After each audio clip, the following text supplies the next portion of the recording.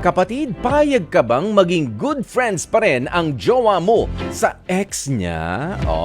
Ito, babasahin ko na muna yung naumpisahan ko na kanina. Ayan, sabi niya, sabi ni Carol Ang, siguro karamihan sa mga tao, mapalalaki man, mapababae, hindi na dapat pang maging friends doon sa ex nila. Siguro sa ibang tao, pero sa akin hindi na. Hindi ko kaya. Hindi ko Paiyak-iyak. Thank you, Carol Ang. Si Sarah Gonzalez, sabi niya, para sa akin okay lang na maging good friends pa rin sila basta alam nila ang limitasyon ng bawat isa. Hindi ko siya pagbabawalan dahil may mga pinagsamahan din sila na pinahalagahan. Hindi bilang magjowa kundi bilang magkaibigan. Tiwala ka lang at dapat na di magkulang kay jowa para hindi niya rin maikumpara ka kay ex. Samantala, sabi naman ni Andeng Bongo, if ever pwede or okay lang sa akin yun, Kuya Poy, mismong si Kuya mong Jack, hindi papabor dyan. Baka sabihin niya, what for? Malabong mangyari yun. Lalo na't di maganda ang naging hiwalayan nila. Ayun, hindi naman pala naging maganda naging hiwalayan. Diba, bakit pa magiging mag-friends? Diba, sabi naman ni Fiona Botabara, sa akin okay lang po. Friends, pero may limitasyon dapat. Huwag naman naabot sa point na pati time sa family namin ay maaapektuhan na.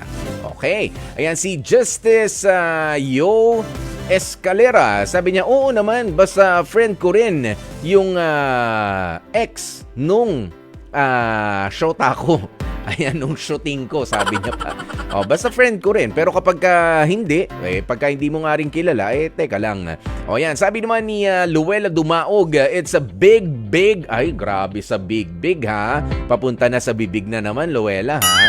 The Philippines' largest, biggest, and deepest and smelliest mouth of them all, ha.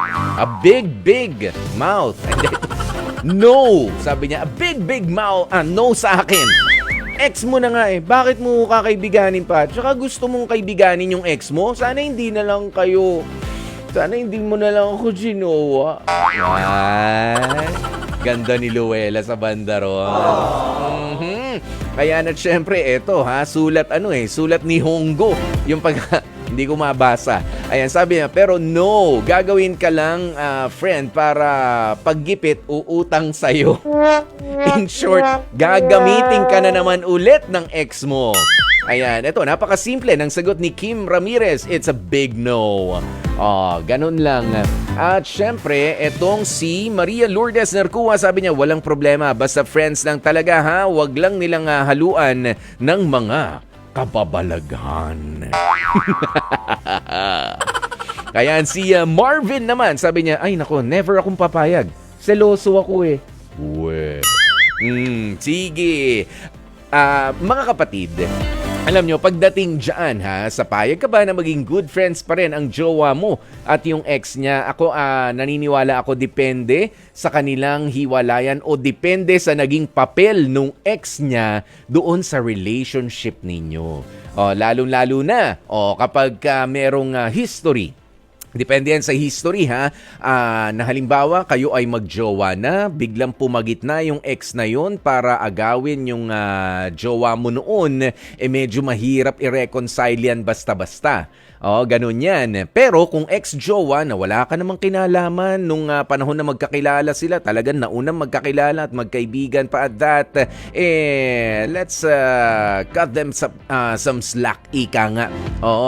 Hayaan mo lang na magkaibigan. Basta, meron syempreng limitasyon. Pero ang pinakamaganda ho talaga dyan, na magiging friends pa rin yung jowa mo doon sa ex niya, ay yung ipinakikilala ka rin at nakakaharap mo rin yung ex na yun. Dahil sa pamamagitan nun, talagang alam na kayo ay walang ginagawang kababalaghan, alam kung saan ka nakatira, alam din yung cellphone number mo, at talagang yun yung pure ang intention na hindi, talagang mag-friends lang kami, at talagang nagkataon na kami ay hindi lang rin nagkatuluyan noon. Ganun na lang yun. At syempre, pagdating din sa mga kwentuhan, hindi na dapat pambalik-balikan, lalo na in the presence of your present partner, yung mga pangyayari sa buhay nyo noon. Lalo na very intimate din kayo sa isa't isa o lagi kayo magkasama, maganda rin yung history ninyo.